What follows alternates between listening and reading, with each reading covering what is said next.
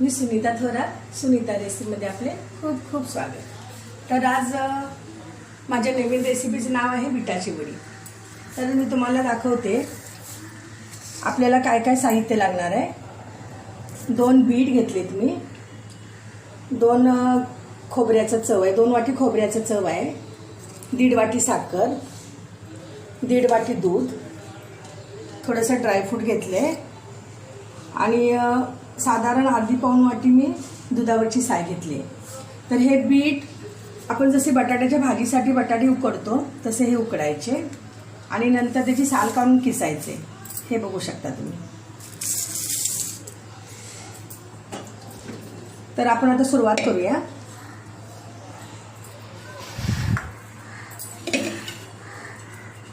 आपण कढईमध्ये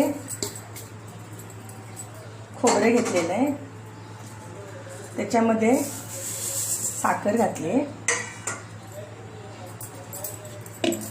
हे किसलेले बीट घेतलेले आहे,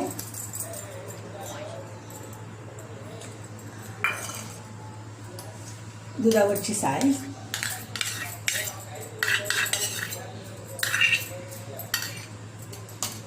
आणि हे दूध. दूध थोडं कमी जास्त झालं तरी काही हरकत नाही.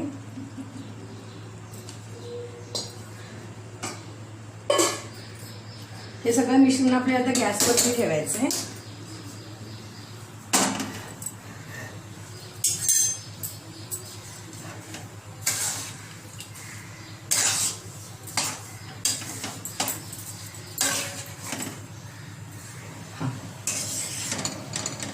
आपल्या मिश्रणाला आता उकळी आलेली आहे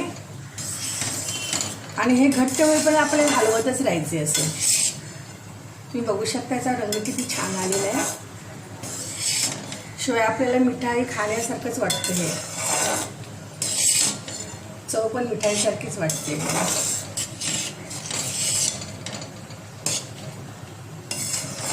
ते चांगल्या प्रकारे ढवळत राहायचं.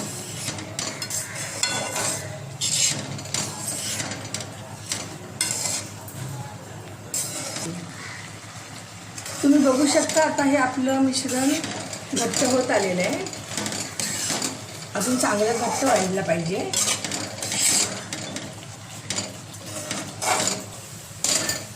हे मिश्रण बघा आता आपलं घट्ट व्हायला लागले. ही शेवटची स्टेप जरा जास्ती महत्वाची राहते.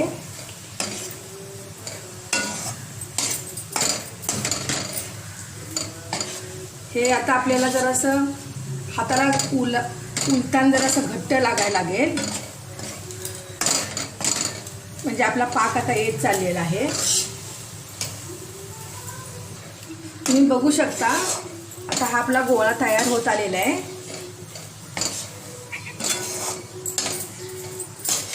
जे मिश्रण आपलं तयार झालेलं आहे. आता आपण गॅस बंद केला तरी चालेल. मी आता गॅस बंद करते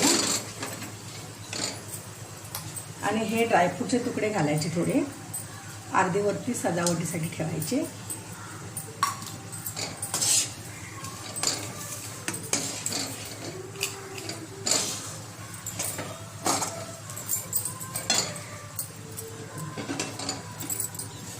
ताटाला थोडंसं ना तुपाचा हात लावायचा आहे, म्हणजे आपली वडी याला खाली चिकटणार नाही.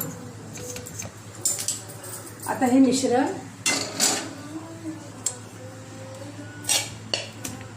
ह्याच्यामध्ये घालते.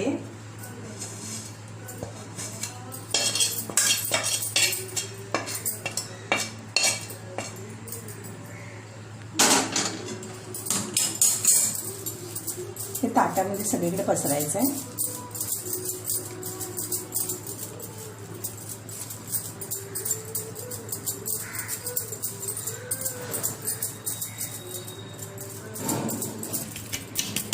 हे वाटीनं आपलं मिश्रण जरा एकसारखं करून घ्यायचं.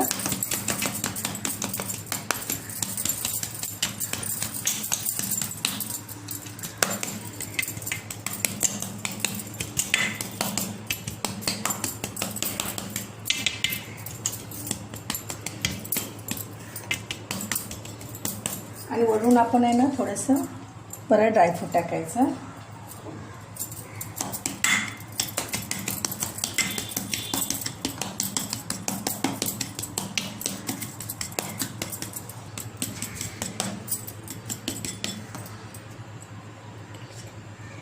हे मिश्रण मला कढईमध्ये गरम करायला साधारण 25 मिनिटं लागली.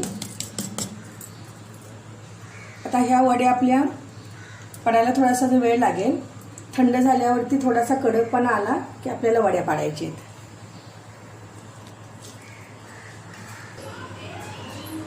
साधारण 10 मिनिटं झालेली आहेत. आपल्या आता ह्या वड्या सुकलेल्या आहेत. तर आता ह्या आपल्या वड्या कापून घ्यायच्या आहेत.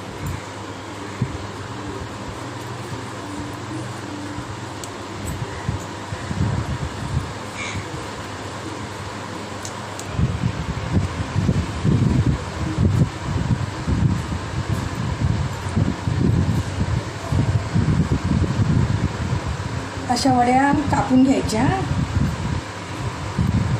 तुम्हाला कोणत्याही आकारात आवडत असतील त्या आकारात कापू शकता. आता बीटाच्या वड्या तयार झालेल्या आहेत. तुम्हाला जर माझी ही रेसिपी आवडली असेल तर लाईक करा आणि सबस्क्राईब करा. थँक्यू.